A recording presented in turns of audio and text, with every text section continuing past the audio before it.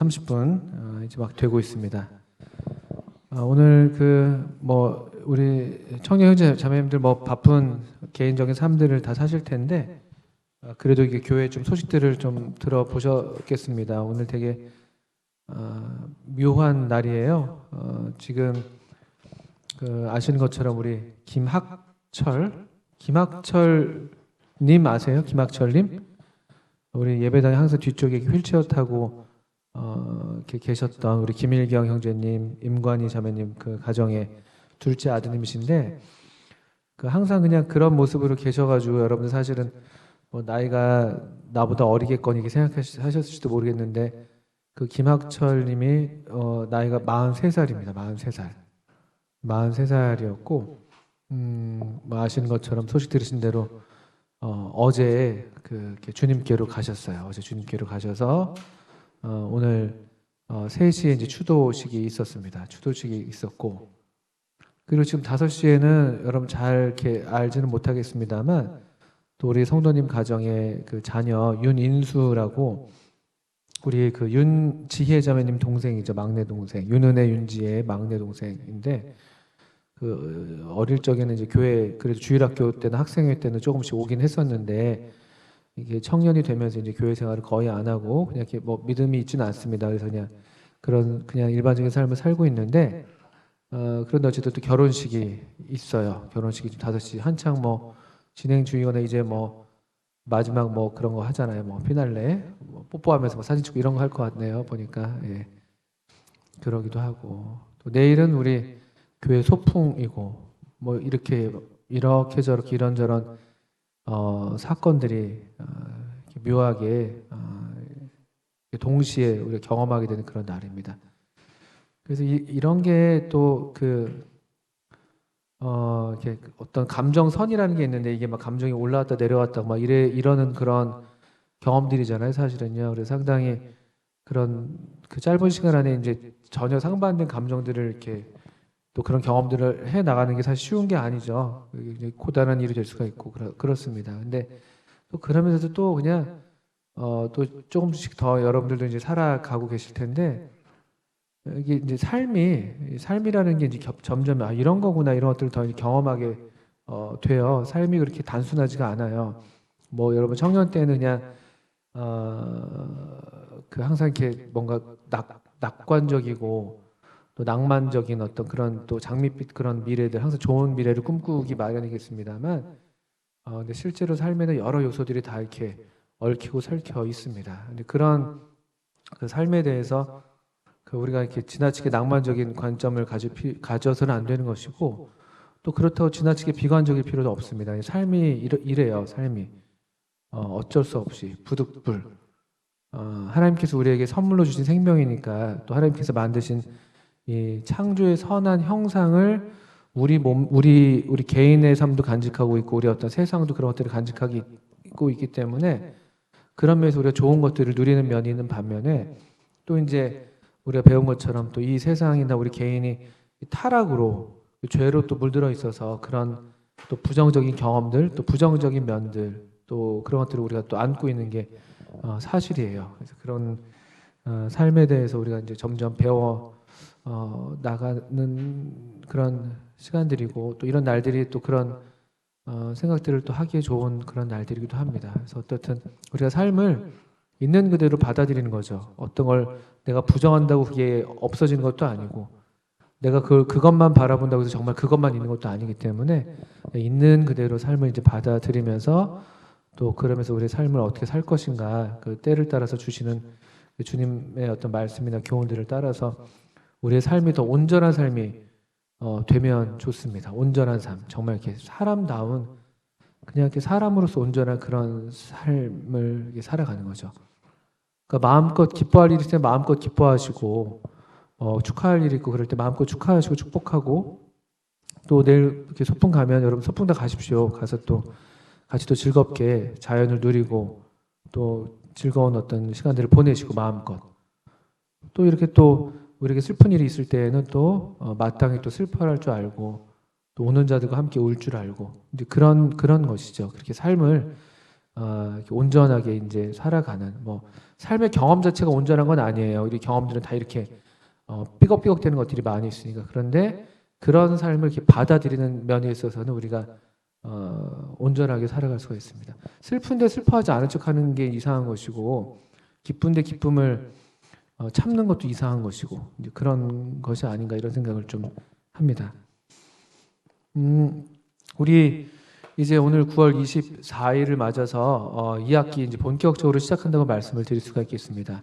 계속 이제 말씀을 드려온 대로 우리 이번 2학기에는 우리 복음과 전도, 우리 가운데서 아직 예수님을 믿지 못한 그런 청년들의 구원을 위해서 함께 마음을 모으는 그런 시간들, 또 우리 주변에 우리가 만나고 있는 실제로 여러분들이 만나고 계시잖아요. 만나셔야 되는 게 정상인데 우리가 만나고 있는 친구들이나 또 동료들이나 이웃들에게 또 어떻게 우리 예수님을 증거하고 복음을 나타낼 것인가, 이런 면에 대해서 함께 배우고 또 실천하고 또 집중해서 실제로 주님의 은혜를 구하면서 어떤 은혜를 베푸시며 또 열매들을 또 우리가 함께 보며 기뻐하기를 바라는 그런 시간들이 되겠습니다. 그래서 이름하여 제가 좀 이름을 붙여봤는데 예수님과 함께하는, 뭐라고 했었죠? 예수님과 함께하는 삶을 통한 삶으로 전하는 복음. 이렇게 좀 말이 좀 기네요. 다시 좀 다듬어보기. 가제예요, 가제. 지금 이제 한참 편집 중에 있습니다. 저희가 편집 중에 있고 우리 허성원 형제님이랑 저랑 이렇게 좀 의논하면서 저희가 여러 책들을 제가 좀 이렇게 서베이를 했는데 되게 좋은 책들이 많이 있긴 한데 또 책들은 이게 장점이 있고 또 단점이 있고 또 기존의 기성품이기 때문에 우리한테 딱 맞는 걸 고르기가 또 쉽지는 않아요. 그래서 일단은 우리가 주님 허락하시면 좀 이렇게 맞춤 제작을 한번 해보자, 이제 그런 과정 중에 있습니다. 근데 그러다가도 정 안 되겠다 싶으면 다시 이제 기성복으로 갈아탈 수는 있습니다. 어쨌든 현재 가제로 예수님과 함께하는 삶으로 전하는 복음, 삶으로 전하는 복음이죠. 삶으로 전하는 복음. 이렇게 짧게 좀 하면 되겠네요. 삶으로 전하는 복음. 이렇게 가제를 붙여서 복음서에서 또는 사도행전에서 실제로 우리 예수님께서 어떻게, 또 예수님의 제자들이 어떻게 이 복음을 전하고 또 사람들은 어떻게 복음을 이해하고 받아들였는가, 이런 것들을 좀 살펴보면서 오늘날 좀 우리에게 필요한, 오늘날 우리가 좀 배워야 할, 또 우리가 잘못 배운 것들을 또 다시 새롭게 배우는 이런 것들을 좀 이런 은혜를 우리가 좀 얻을 수 있으면 좋겠다. 또 그래서 이렇게 배운 대로 또 함께 이제 순종하면서 그런 이런 우리 복음서에서나 사도행전에서 일어났던 그런 사람을 얻는, 또 사람을 낚는 어부가 되게 하리라 하셨는데, 그런 일들, 우리 가운데서 사람이 얻어지는 정말 귀한 하나님의 형상으로 창조된 그런 참 기대 가운데 있는 그런 사람들이 새롭게 정말 태어나는, 그래서 우리가 함께 또 그 탄생을 축하하고 또 함께 성장해 나가는, 또 함께 이런 인생의 믿음의 어떤 길을 걸어가는 그런 기쁨을 누릴 수 있기를 바랍니다.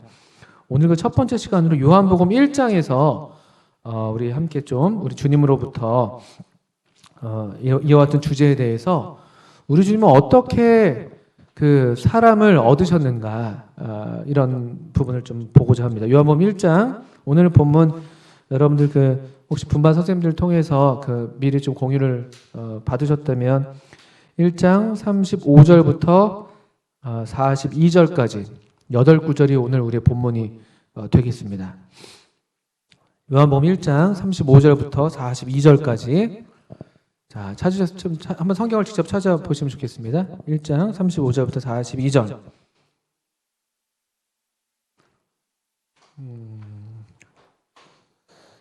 사실 이제 우리가 커다란 좀 이렇게 두 개, 별 세 개를 경험하는 것 같아요.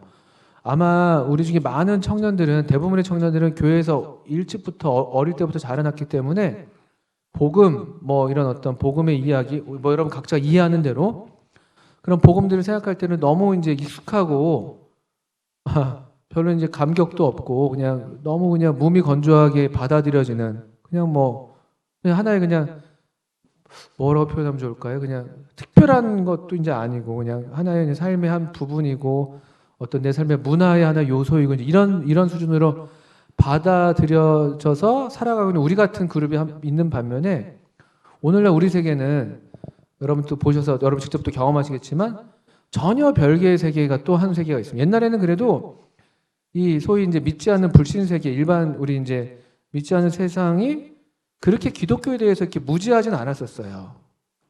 그렇지 않습니까? 여러분 모르겠어요. 뭐 제가 너무 옛날 얘기인지 모르겠지만 옛날에 그래도 뭐 교회 다녀 뭐 이런 것들에서 그러냐 뭐 이 정도 그냥 그 정도 뭐 아주 싫어하지도 않았었어요. 그냥 그러냐 이 정도였죠. 저희가 청소년 때나 대학교 때만 해도 이제 그런 시대들 또 이제 성경에 대해서 그 어느 정도 뭐 들어본 적은 있고 교회도 한두 번 다녀본 적들도 대부분 있고 뭐 귀동냥들을 좀 덜어덜어한 그런 경험들이 꽤 있는 그런 문화가 있었다면 오늘날 이제 청년 시대는 그리고 여러분도 조금 더 어린 시대는 더 말할 것도 없는데 뭐 일단 기독교에 대해서는 반기독교 정서가 이제 지배적이죠.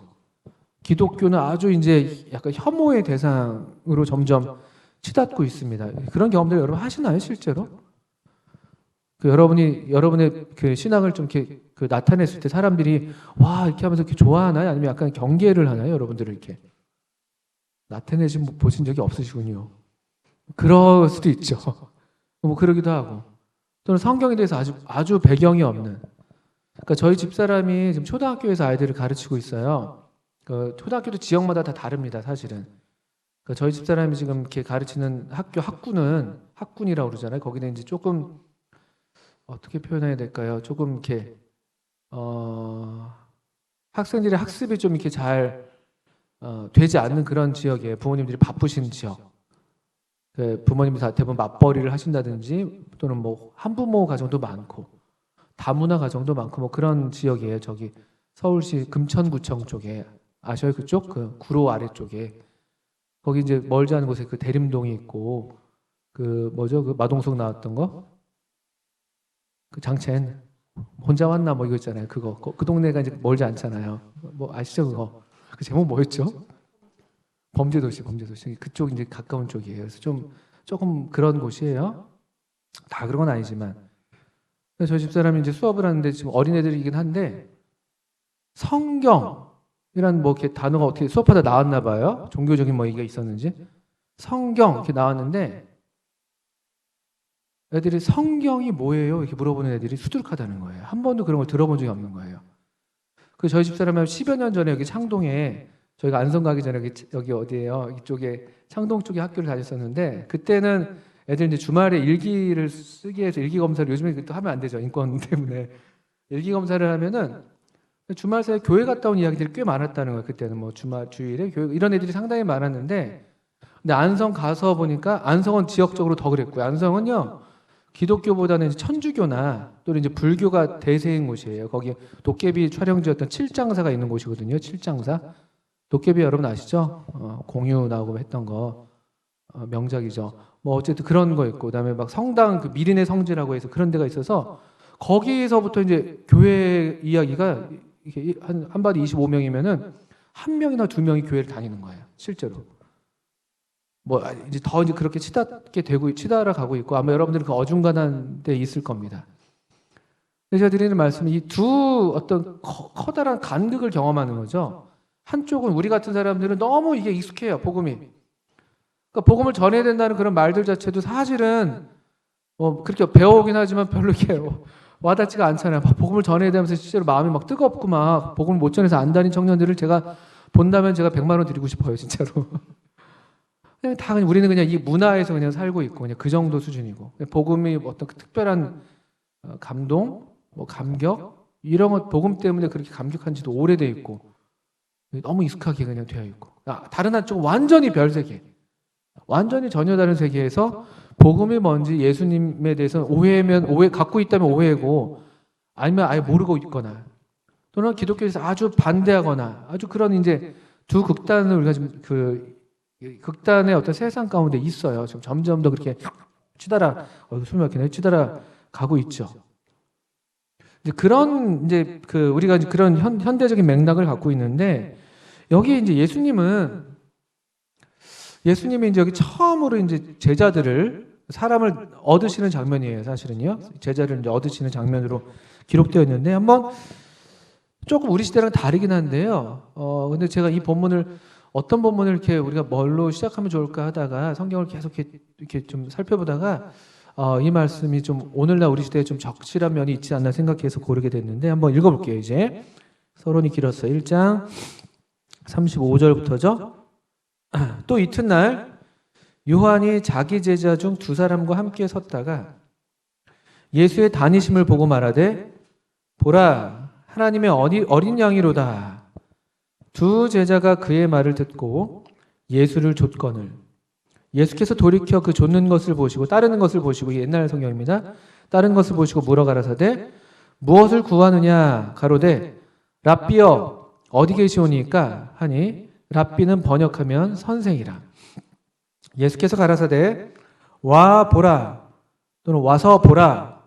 그러므로 저희가 가서 계신 데를 보고 그날 함께 거하니 때가 제 10시쯤 되었더라. 요한의 말을 듣고 예수를 따르는 두 사람 중에 하나는 시몬 베드로의 형제 안드레라.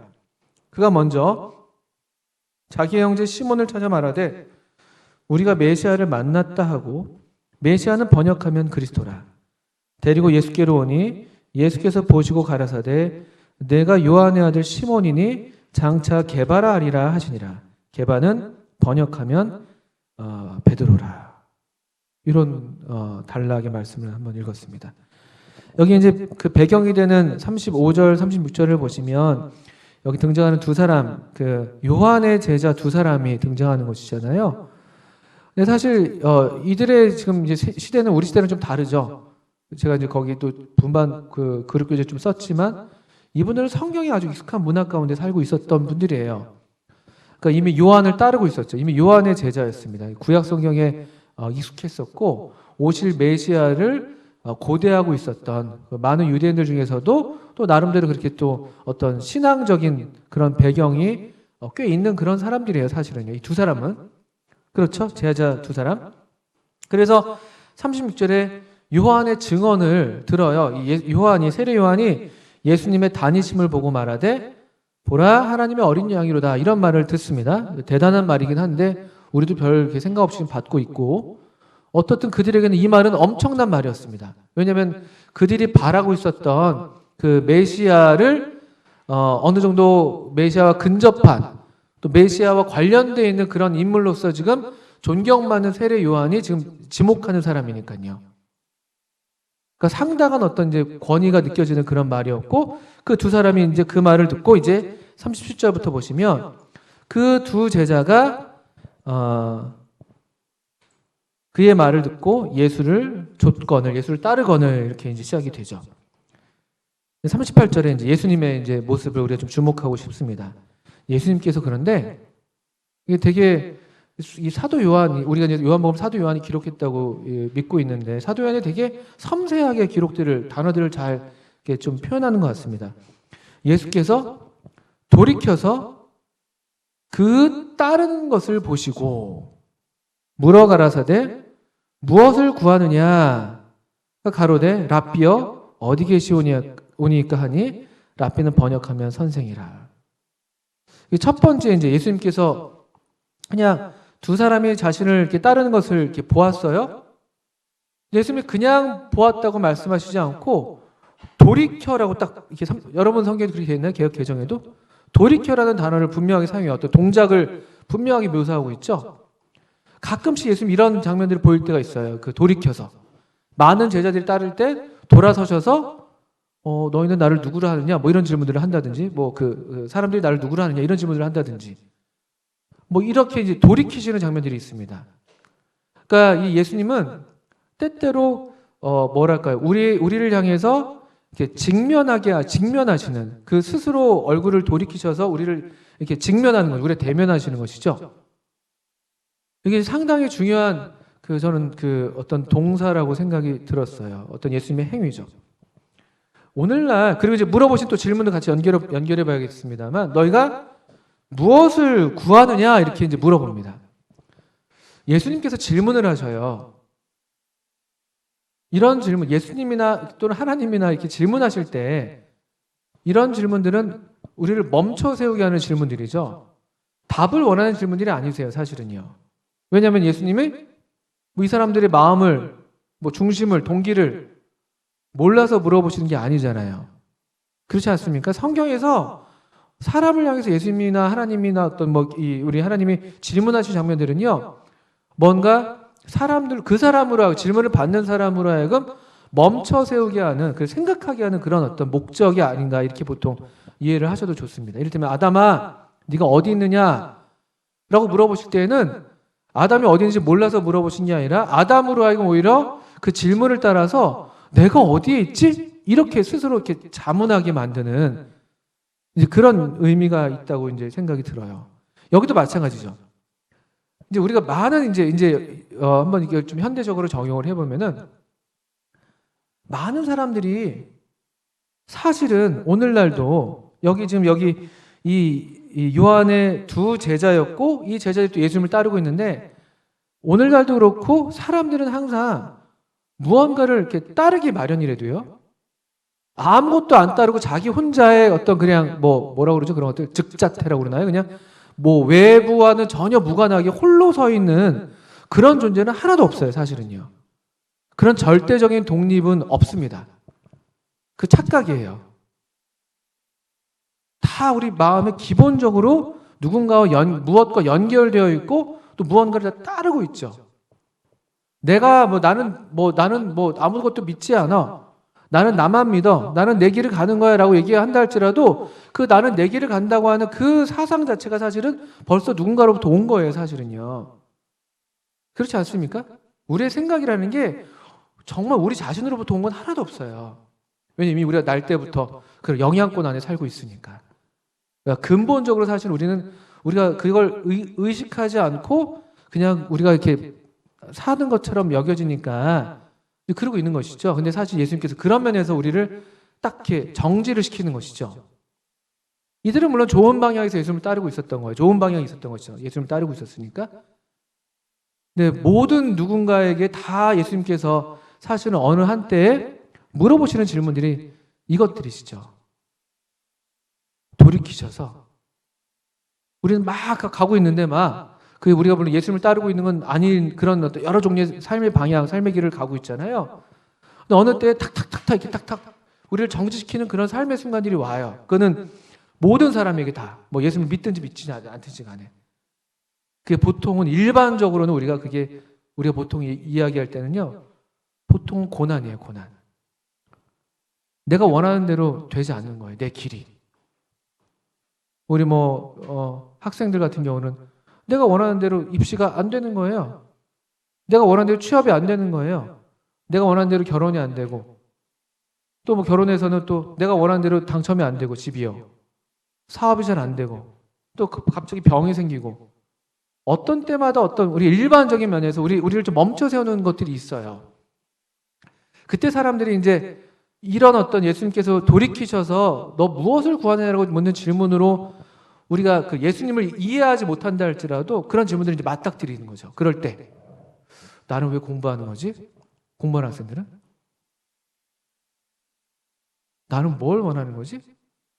취업을 이렇게 막 애쓰는데 잘 안 되는데 나는 왜 취업하려는 거지? 나는 어떤 종류의 직장을 원하는 거지? 왜 그러는 거지? 이런 질문들을 우리가 갖게 되거든요.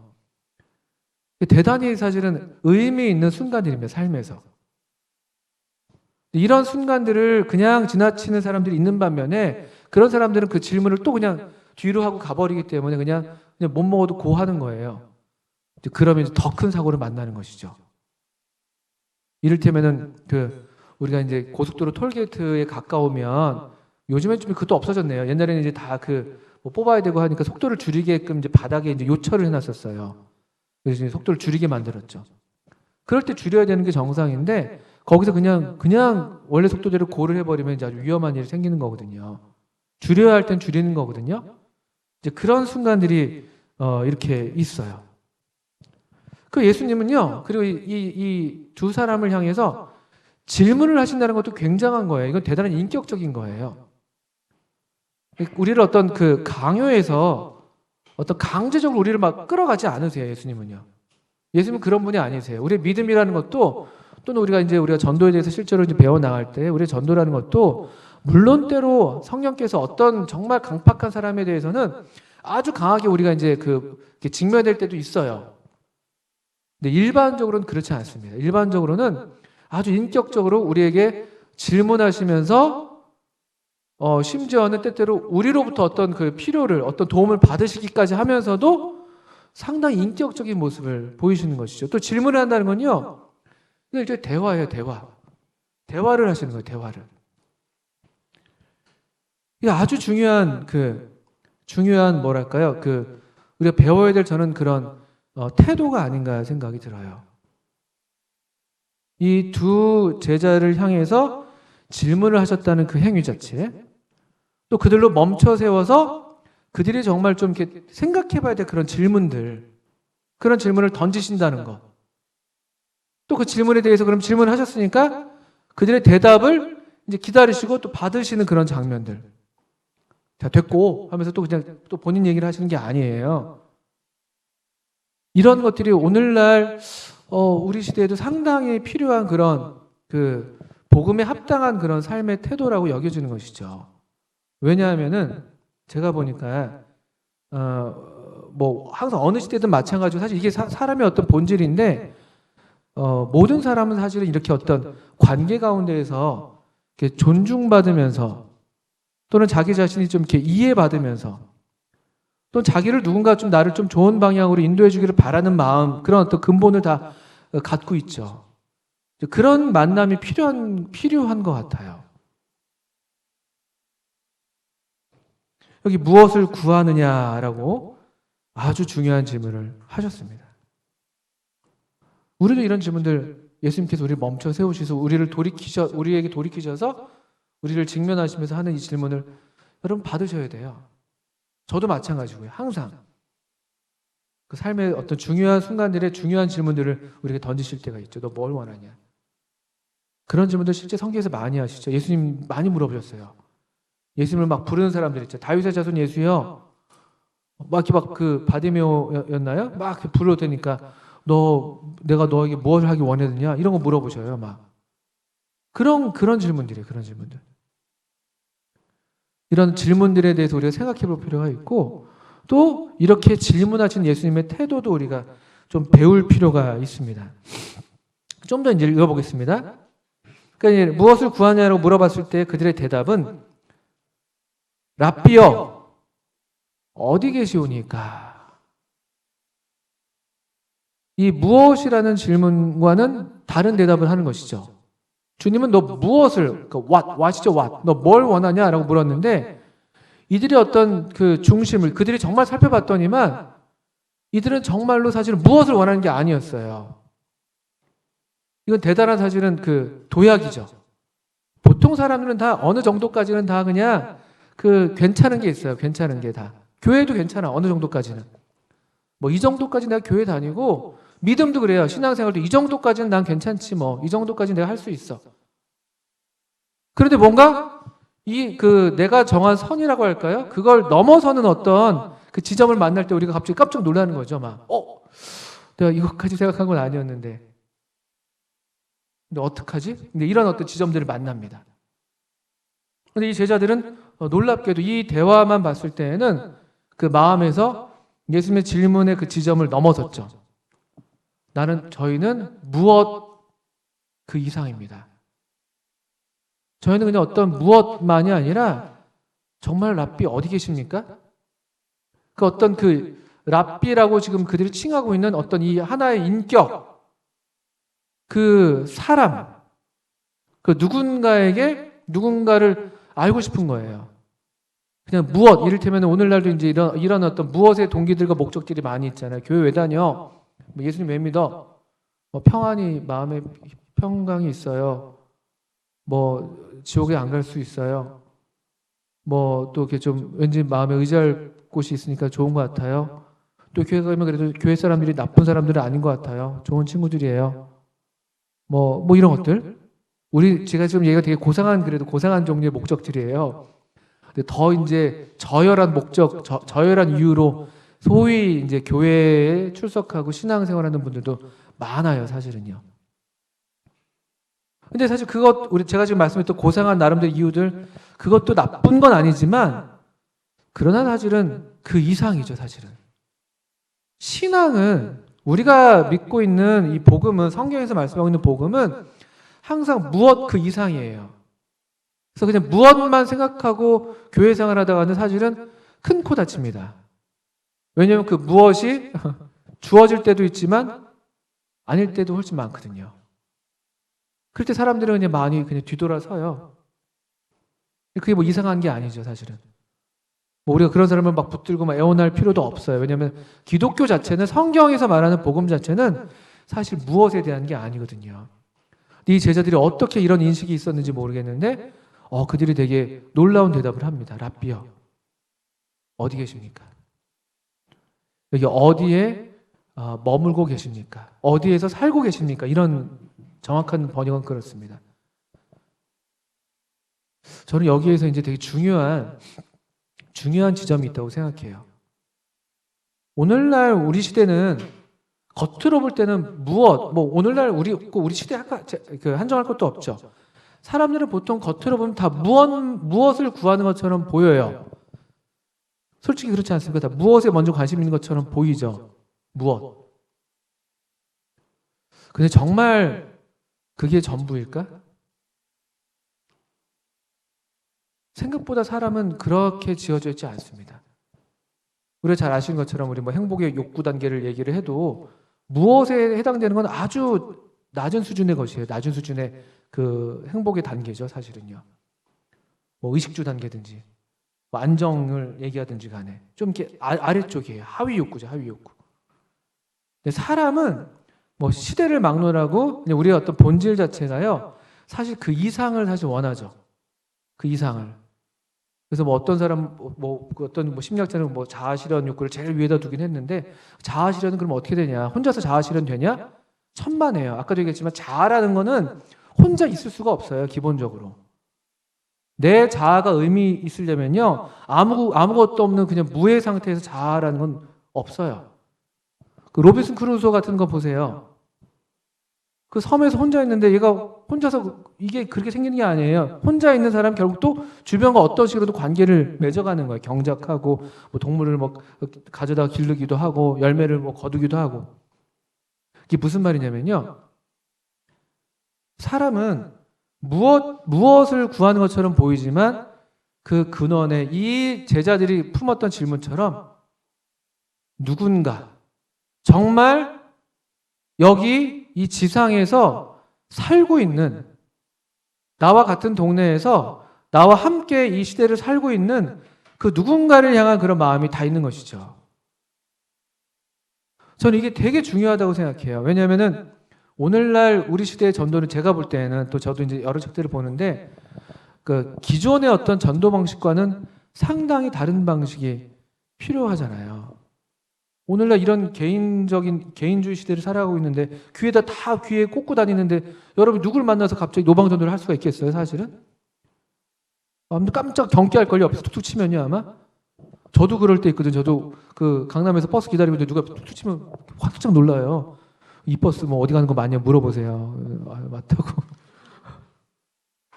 우리가 다 귀 막고 다 막고 내가 볼 거 보고 내가 듣고 싶은 것만 듣는 그런 시대를 살고 있기 때문에요, 사실은 그냥 무작위의 어떤 그런 어떤 만남, 무작위로 누군가와 어떤 대화를 한다는 것은 뭐 옛날에도 어려운 일이었지만 오늘날은 아마 더 힘들다. 우리가 그런 걸 바라지 않아요. 그래서 저는 우리 청년들에게 그런 거 물론 할 수 있으면 좋은 거지만, 그런 거는 좀 더 이렇게 전도의 은사가 있는 사람들이 할 수 있다고 생각이 들고요. 근데 반면에 그렇다면 우리가 어떤 종류의 이 전도, 또 저는 이게 성경적인 방식이라고 믿는데, 어떤 정말 그 복음 증거가 정말 적절한 성경적인 증거인가라고 볼 때는 이런 어떤 인격적인 어떤 그런 관계죠, 관계. 물론 예외적으로 이렇게 아주 대중적이고 집단적이고 그런 데서 말씀이 선포돼서 그렇게 구원받는 시대들도 있었어요. 실제로 사도행전에서도 그런 역사들이 있고. 오늘날도 그런 일이 없으리라는 보장은 없습니다. 얼마든지 그런 일을 베풀어 주길 바라죠. 근데 그런 대중 집회에서 사실은 우리들이 할 일들이 그렇게 많지 않습니다. 우린 그냥 잘하면 누구 데려오면 아, 나 잘했다 이 정도 생각하는 거죠.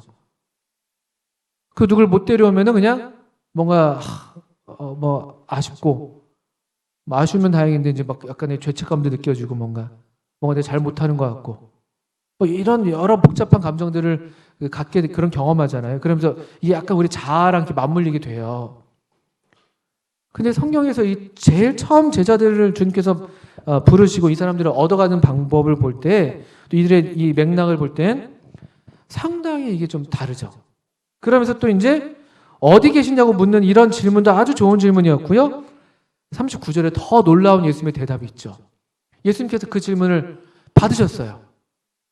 그래서 뭐라고 말씀하시죠? 예수께서 가라사대 와서 보라. 와서 봐라.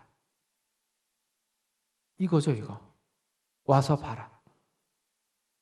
이거는 또 조금 더 정확한 번역은 와라. 그러면 보게 될 것이다. 이렇게도 우리가 번역할 수 있습니다. 와라. 그러면 보게 될 것이다. 이 분명한 초대를 보실 수 있습니까? 이거는 어떤 지식에 대한 어떤 복음 내용을 프리젠테이션 해가지고 그것을 보고 지적으로 좋다 이런 차원이 아니에요. 오라는 거예요. 오라는 거. 아주 직접적인 초대죠. 아주 인격적인 그런 초대가 여기 지금 드러나 있습니다. 그 계신데 실제로 물리적으로 한 시간과 한 공간에서 함께하는 어떤 그런 종류의 그 시간과 공간이에요. 이 오늘날 이게 얼마나 저는 필요하고 거꾸로 얼마나 많은 사람이 여기에 목말라 있는가 그런 생각도 합니다. 우리 다 SNS를 하고 있으니까 수백 명의 팔로워들을 거느리고 계시잖아요. 아닌가요? 저 한 200명 되는 것 같아요. 다 이렇게 안부를 주고받죠. 이모티콘도 하고. 나쁜 건 아니죠. 근데 그런 것과는 차원이 다른 거예요. 늘 이 SNS, 이런, 우리가 살아가는 이 시대를 가리켜서 항상 그런 얘기를 많이 하잖아요. 이런 지적들 많이 하잖아요. 연결되어 있는 것 같은 착각. 모두가 다 연결되어 있는데 전 세계 어디든 연결 안 되는 거 없지만 어느 때보다도 사람들은 고립되어 있는 그런 시대. 어느 때보다도 외로운 시대를 살고 있잖아요. 어느 때보다도. 물론 그게 이제 편하다고 하죠. 이제 편하다고 오히려. 모르겠어요. 근데 정말 그게 편한 건지 잘 모르겠습니다. 정말 우리가 그걸 원하고 있는 건지 잘 모르겠어요. 무엇을 구하느냐고 할 때 너 정말 그걸 원하냐? 이 질문하면 여러분들 해볼 수 있습니다. 또는 우리뿐만 아니라 그러니까 우리 주변에 여러분들이 지금 청년들이기 때문에 여러분이 만나는 세대가 그런 세대들 아니겠어요? 혼자가 더 편하다고 하고 있는데 너 정말 그걸 구하느냐? 이런 질문들은 그래서 아주 유효한 질문이에요. 그런 질문 우리가 지혜롭게 또 사랑 가운데 할 수 있다면 또 그래서 정말 그들이 원해야 될 것을 원하게 만든다면 만드는 것이죠. 그런 어떤 작업이랄까요? 그런 어떤 정말 우리 사람을 향한 진실한 어떤 사랑과 관심, 그래서 함께 할 수 있는 어떤 그런 시간과 공간을 내어주는 것, 이것만큼 저는 사실은 오늘날 특별히 어느 시대도 그랬지만 실제로 초대교회 전도들도 사실은 그런 사도행전 2장의 대중전도 외에는 대부분 다 흩어진 제자들이 다니면서 집에서 또 성전에서 그렇게 자기 삶을 살면서 열심히 살면서 그렇게 했던 거거든요. 가정을 개방하고. 이게 아주 중요한 말씀입니다. 와서 보라. 와서 보라. 좀 더 읽어볼까요? 그랬더니 결과를 보세요. 그러므로 그들이 갔어요. 저희가 가서 계신 데를 봤습니다. 집 구경하는 것처럼 집 구해야 되니까 그냥 훅 둘러본 게 아니에요. 계신 데를 봤다는 말은요. 그 뒤에 좀 더 부연되어 있는 것처럼요. 계신 데를 봤어요. 실제로 살고 있는 그 삶을 본 거예요. 삶의 어떤 시간과 공간을 함께 공유한 것이죠. 얼마나 오랫동안 있습니까? 때가 이제 10시쯤 되었더라. 10시가 더하기 보통 6을 하면 되죠. 그 당시 그 시간 계산을 따라 오늘날 시간 계산에 맞춰보면요. 오후 4시쯤. 그러니까 아마도 글쎄요, 길어야 한나절 아니었겠습니까? 한나절? 세례요한이랑 점심 먹고 이제 갔다고 치면 한 4시간 정도 되는, 뭐 길면 길고 뭐 하루면 하루, 뭐 한나절이면 한나절, 또 짧으면 짧은 그 시간입니다. 근데 어떤 이유인지 모르겠지만 이들은 분명한 확신을 얻어서 이 만남과 이 함께한 시간을 통해서 이 뒤에 그 안드레가 베드로를 데려오는 장면을 볼 때에는 확실한 어떤 확신을 얻어서 돌아왔어요. 뭐라고 되어 있습니까? 41절에 그가 먼저 자기의 형제 시몬을 찾아 말하되 우리가 메시아를 만났다. 처음에는 랍비라고 칭했잖아요. 랍비라고 그냥. 랍비요? 어디 계시오냐니까 했어요. 랍비라고. 랍비는 일반적인 그냥 그 존경하는 호칭이에요. 우리 뭐 사장님, 선생님 하는 것처럼요. 좀 존경하는 말이었죠. 근데 이 랍비에서 메시아로 이게 바뀌어 있어요. 불과 한나절. 근데 그 한나절은 그 시간의 양도 양이었지만 어떤 시간이었냐? 정말 물리적으로 예수님과 함께한 시간. 그 얼마 안 되는 그 시간이 이들을 획기적으로 변화시켜 버렸어요. 획기적으로. 놀랍지 않습니까? 예수님은 그런 분이세요. 우리가 어떤 사람이 정말로 예수님과 함께하게 된다면, 물론 이제 뭐 사람마다 다를 수는 있겠지만 이 제자들처럼 획기적인 변화를 얻을 수 있는, 가져오실 수 있는 그런 분이 우리 예수님이시죠. 근데 오늘날 이제 문제는 이거예요. 예수님이 안 계시잖아요. 물리적으로. 또 믿지 않는 사람들이 그래서 이제 성경을 보면 참 좋은데 믿지 않는 사람이 성경을 본다는 게 참 쉬운 일이 아니잖아요. 그렇잖아요. 근데 성경을 정말 보면 돼요, 사실은요. 우리도 마찬가지, 우리도 사실은. 성도들도 마찬가지입니다. 예수님을 보기만 하면, 예수님과 함께 머물기만 하면 우리가 예수님 메시아구나라고 우리도 확신을 얻을 수가 있어요. 근데 우리 중에도 아마도 이런 시간이 물리적으로 적기 때문에 우리의 믿음이 아주 약한 이유가 거기에 있습니다. 그러니까 우리가 여전히 무엇을 구하는 그 삶을 계속 사는 거죠. 무엇을 먹을까? 무엇을 마실까? 무엇을 입을까? 막. 그 말은 그 겉으로는 뭐 구원받았다고 얘기하는데 그 예수님과 함께하는 삶의 어떤 그런 증거들이 별로 없는 경우들이 있다면은 아마도 여기에서 그런 이유가 있을 겁니다. 저도 그랬거든요. 저 중학교 2학년 때 침례 받았는데요. 구원 받았었어요, 그때. 제가 구원 안 받은 게 아니었어요, 그때. 확실했습니다. 근데 제가 고등학교 그 사춘기 보내면서 성경을 안 읽었어요. 하나도. 성경을 하나도 안 읽었어요, 진짜로. 놀랍게도. 창피하게도. 제 삶이 얼마나 후진 삶이 되는지. 어떻게 뭐 예수님 믿는다고 제가 얘기를 하면 정말 예수님 욕보이는 그런 삶이 되는 거죠. 그런 거예요, 그런 거. 얼마든지 그럴 수가 있습니다. 예수님 믿어도. 구원 받았다고 해도 정말 예수님과 함께하는 이런 물리적인 어떤 시간과 공간 이런 그런 게 없다면요, 우리의 삶은 그냥 똑같은 삶이 되는 거예요, 사실은. 그거보다 못하기도 하고 오히려. 우리 스스로는 더 괴로운 삶을 살기도 하죠. 근데 이제 다시 우리 얘기 말고, 그럼 우리 주변에 우리 친구들이나 어떻게 그러면 이 예수님께 사실 와서 보라고 말할 수가 있는가? 예수님 지금 여기 안 계신데. 여러분 이 요한복음이 되게 독특한 책입니다. 요한복음이 우리가 보통 믿기로는 복음서 중에서 제일 나중에 쓰여진 책이라고 보통 분별합니다. 그렇게도 아시죠? 보통 뭐 빠르면 뭐 AD 한 75년, 뭐 80년 얘기해요. 좀 늦었다고 지금 AD 90년까지도 얘기하고 그렇습니다. 그러니까 좀 달라요. 다른 복음서랑 많이 다릅니다. 이 장면도 다른 거예요, 사실은. 여러분, 마태복음이나 마가복음에서 제자들을 부르시는 장면은 어떤 장면으로 기록되어 있는지 아세요?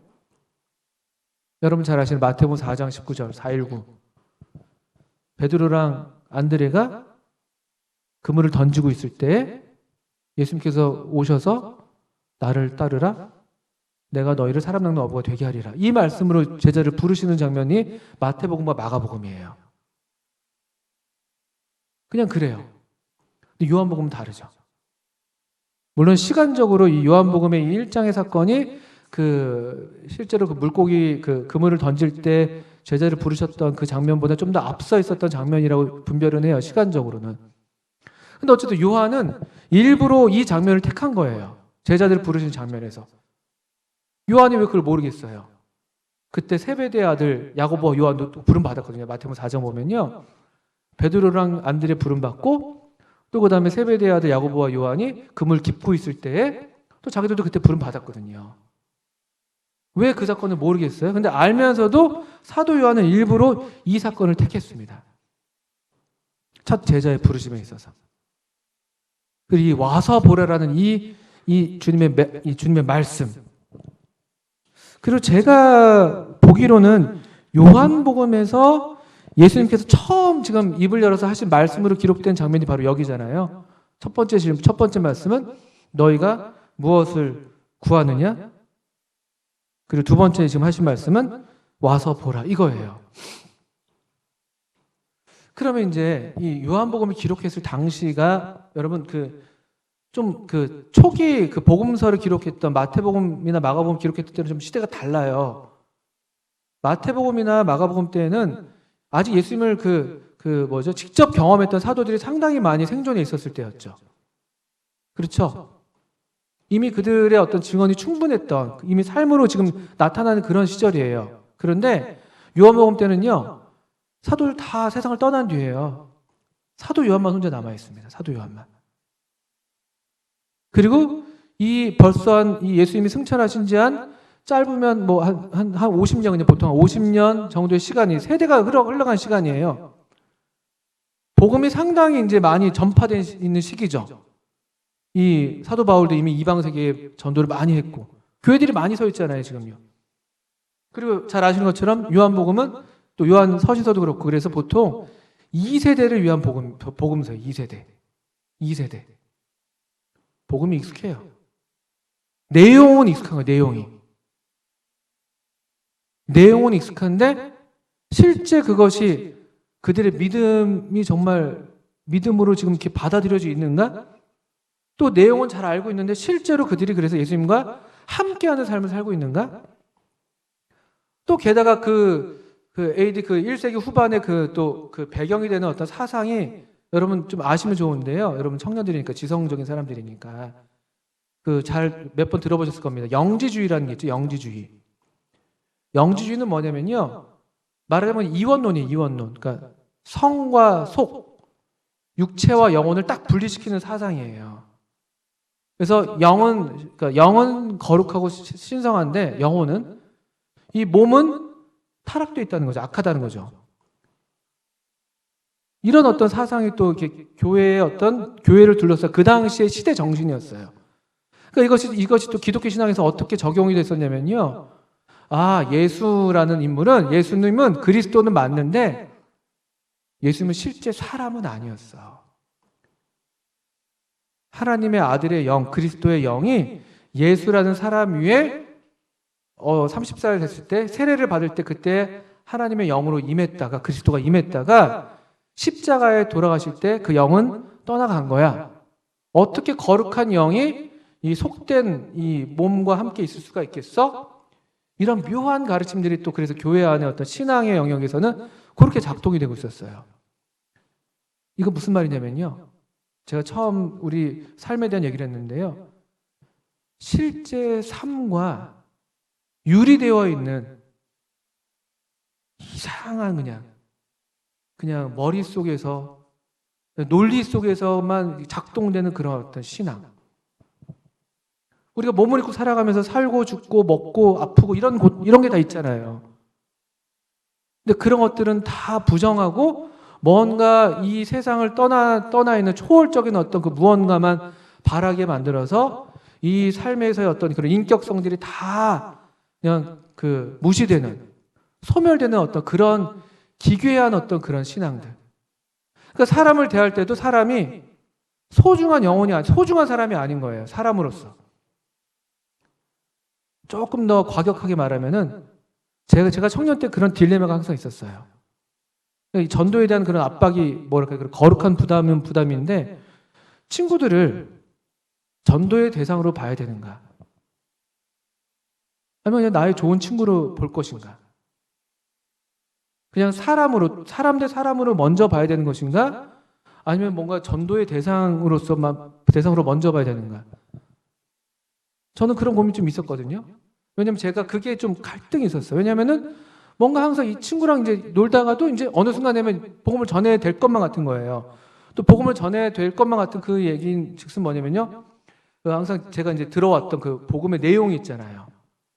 죄를 전해야 되고, 지옥을 얘기해야 되고, 십자가의 구속을 얘기해야 되고, 막 이래야 될 것만 같은 거예요. 물론 해야죠. 근데 이게 되게 좀 뭔가 부자연스러운 거예요, 이게. 저의 경험이에요. 그러니까 부자연스러워요. 너무나 부자연스러운 거예요. 제가 20대 때. 이제 막 회심하고, 그 정말 진정한 의미로 이제 다시 예수님을 그 말씀을 정말 가까이 하면서 마음이 새로워지면서 근데 좋은 마음이었는데도 그런 묘한 그런 어떤 갈등들이 있더라고요. 그러니까 이게 우리 시에도 얼마든지 있을 수 있는 그런 경험들이에요. 그리고 이 영지주의 또는 이런 어떤 가연설이라고 말하는 이런 것들이 실제로 신앙에 작동될 때 그런 모양이 될 수가 있어요. 삶에 대해서 관심이 없어. 이 친구가 뭘 좋아하는지, 어떤 고민이 있는지. 그냥 이 소위 말하면 우리가 전해야 될 복음만 머릿속에 가득한 거예요. 그래서 얘기를 해도 얘 얘기 안 들어요, 우리요. 보통. 내가 무슨 말을 해야 될지 그 생각하고 있죠. 요 얘기를 받아서 어떻게 후려칠까 뭐 이런 얘기 하면서만. 그게 나쁜 건 아니에요. 저도 그런 과정이 있었고 그런 과정을 또 겪기 마련인 것 같기도 해요. 그래서 또 저도 그렇게 또 배워왔던 것 같으니까요. 근데 제가 드리는 말씀은 그런 시대에서 그렇게 신앙이 이상하게 모양이 이렇게 뭔가 이렇게 왜곡될 수 있는 그런 상황에서 사도 요한은 일부러 제자라고 할 때 또 예수님이 정말 사람을 얻으셨을 때의 장면으로 이 장면을 저는 가져온 게 너무 흥미로운 거예요. 와서 보라. 랍비여 어디 계십니까? 사람들의 근본적인 질문도 어떤 한 인격에 대한 그 추구가 있는 거예요. 정말 계신. 답을 원하는 게 아니에요. 답을. 내 이 논리적인 질문에 대한 답을 원하는 게 아니더라고요. 그런 질문을 던져서 우리가 거기 그 겉에 포장 때문에 본질을 놓칠 때가 있는데요. 논리적으로 막 얘기를 해서 그 연단되거든요. 논리 싸움에서 제가 이겨요. 저 이길 때 많았어요. 제가 좀 그래도 이빨이 좀 있잖아요. 좀 나름대로 답을 줬어. 이겼다기보다 답을 좀 줬어.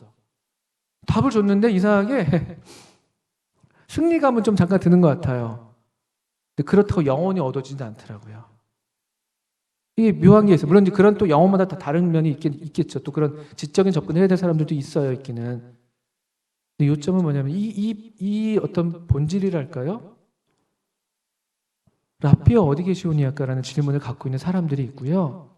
그리고 우리는 거기에 대해서 그렇기 때문에 와서 보라라고 대답할 수 있어야 된다는 거죠. 와서 봐라.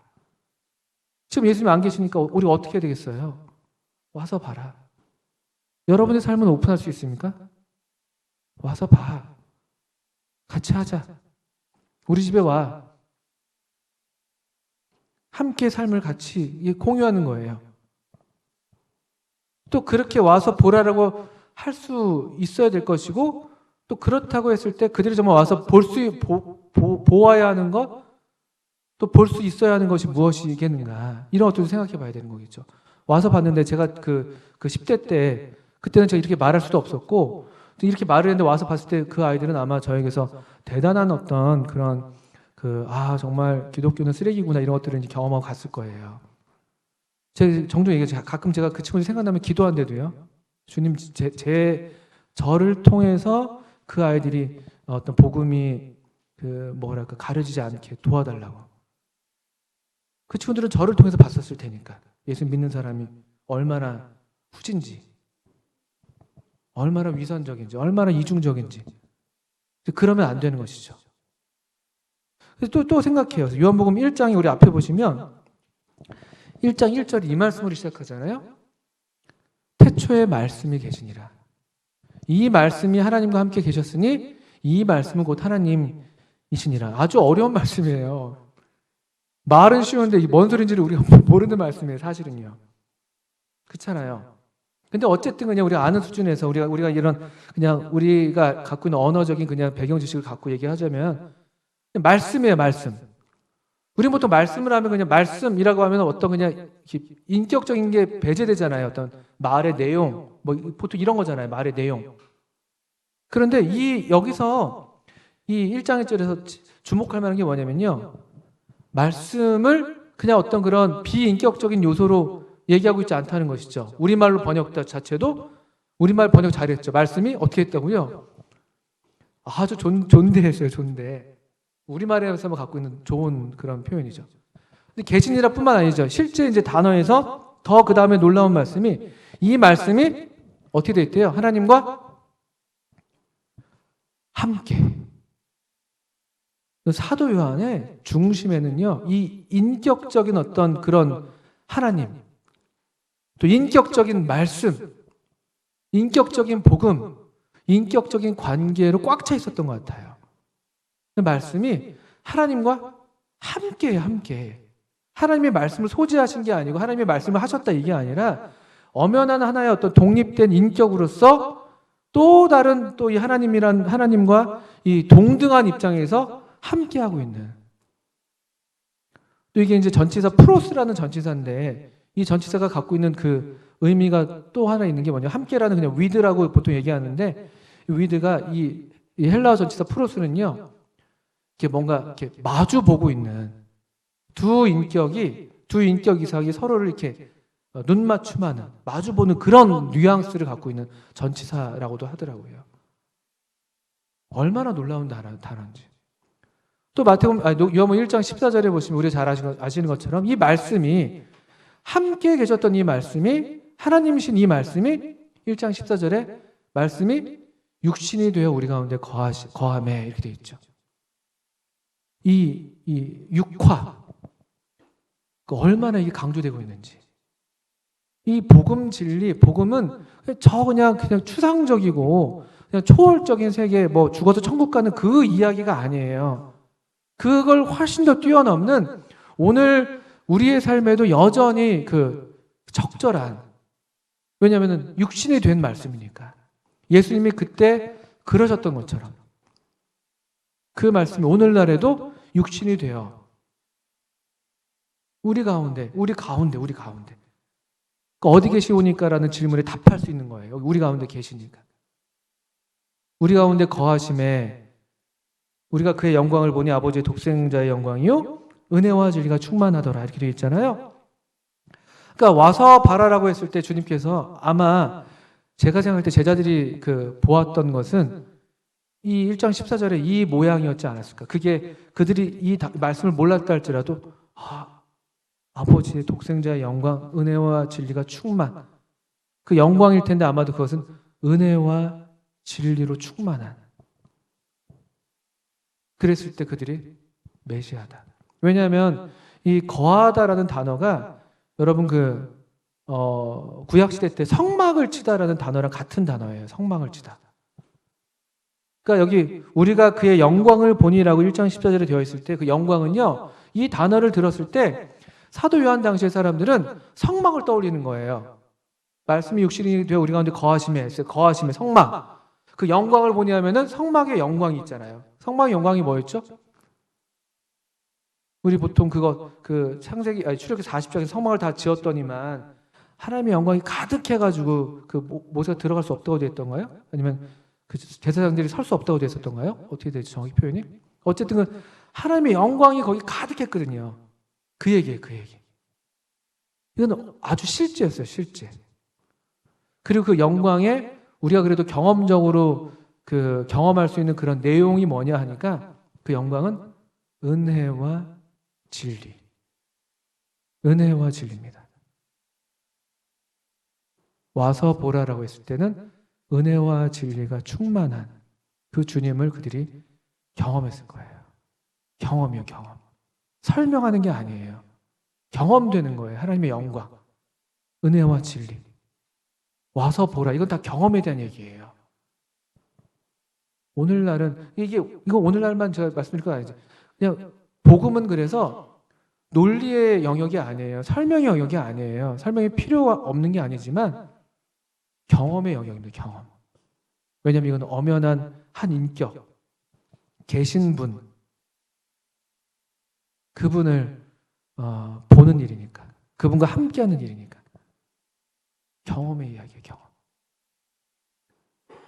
그렇다면 우리 시대에 예수님이 아직 물리적으로 안 계시다면, 이제 지금 안 계신데 어떻게 와서 보라 할 수 있냐는 거죠. 우리를 통해서 경험돼야 되는 거예요. 우리를 통해서. 여러분 주변의 가족들이나 친구들이나 동료들이 우리를 통해서 하나님의 영광이 경험돼야 되는 거예요. 은혜, 진리. 야, 이 친구, 얘는 참 진실하지. 얘는 참 마음 쓰는 게 정말 참돼. 그냥 하는 말이 아니야. 얼마나 얘는 은혜가 있어. 이 친구도 참 좀 마음이 너그러워. 뭔가 세상에서 경험되지 않는 그런 얼마나 세상이 계산이 빨라요. 얼마나 사람들이 거짓말을 잘합니까?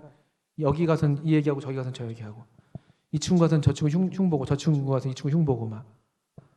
부장님 최고예요. 그다음에 뒤에다 대고 이제 부장 때문에 킹받아 이거 하고 이런 거 하잖아요.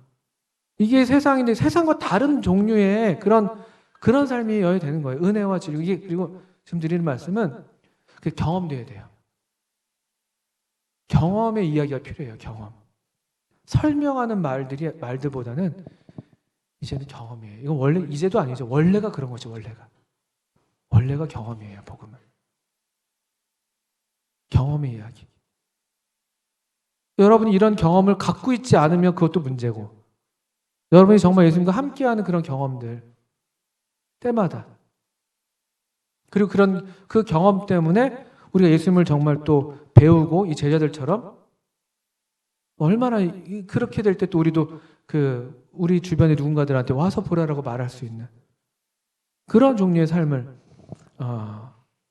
살게 되고, 그게 증인의 삶이 되는 거죠. 증인의 삶.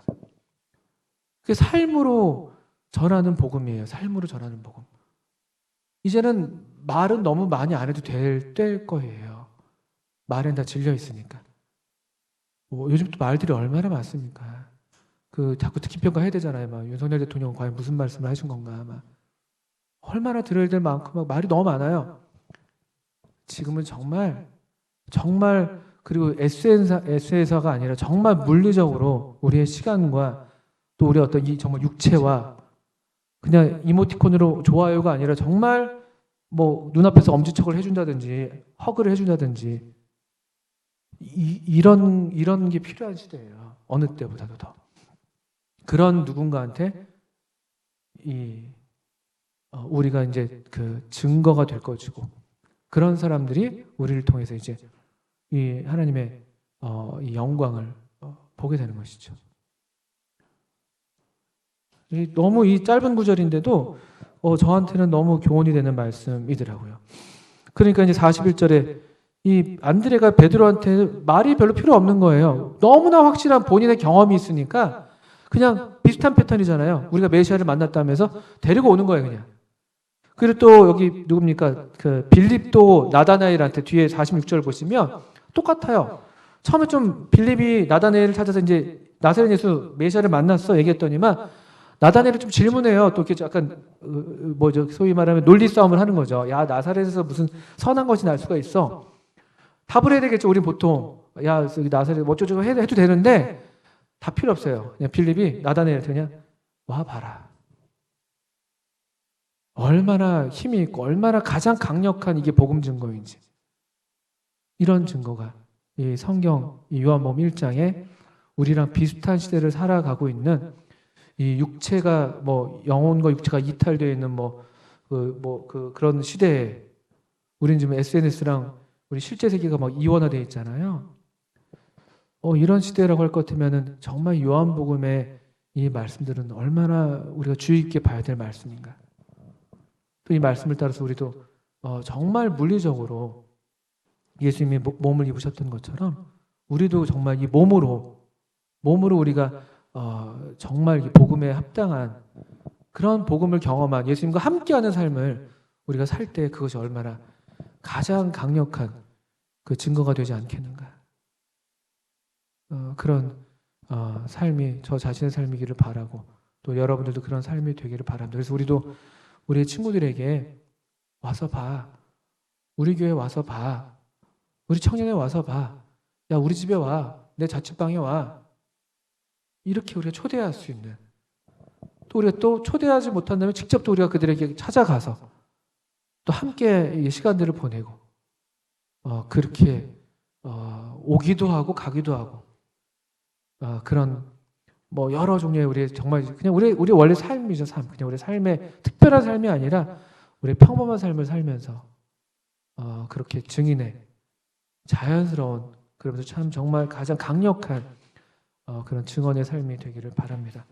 주님 우리 모두를 그렇게 복 주시면 좋겠어요. 또 그럴 때 여러분들의 삶이, 그럴 때라기보다 그런 우리의 복된 삶일 때 자연스럽게 복된 소식이 정말 복되게 좋은 소식으로 사람들에게 다가가리라고 생각합니다.